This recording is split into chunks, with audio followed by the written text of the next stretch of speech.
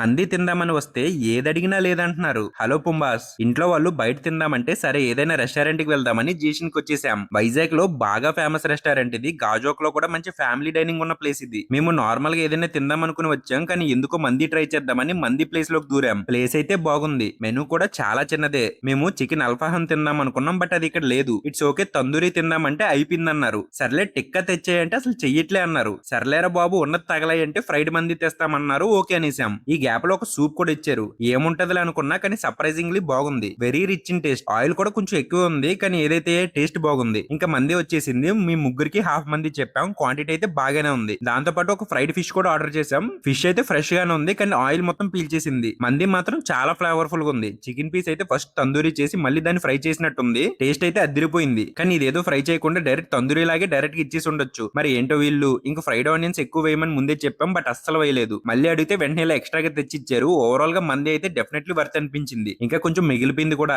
So unexpectedly గాజోక్ లో ఒక surprising good మంది స్పాట్ ఇది. మొత్తం బిల్ వచ్చేసి 1050 అయింది. ఒకవేళ ఫిష్ లేకుంటే 750 లోనే అయిపోయి ఉండేది. ఇంకా డెజర్ట్ లేకుండా ఎలా అని ఎదురుగానే విశాఖ డైరీ షాప్ ఉంటుంది, అక్కడ సాఫ్ట్ తీసుకున్నాం. అసలు ఎక్సలెంట్ సాఫ్ట్ ఇది. 20 రూపీస్ మాత్రమే. టేస్ట్ అయితే అద్దరిపోతుంది. ఎప్పుడైనా దీనికోసం సపరేట్ గా ఒక రీల్ చేస్తా. అండ్ మీలో ఎంతమంది సాఫ్ట్ ఫ్యాన్స్ కమెంట్స్ లో అటెండెన్స్ వేయండి. Okay Pumbaa, see you next video. Till then follow the hungry Pumbaa.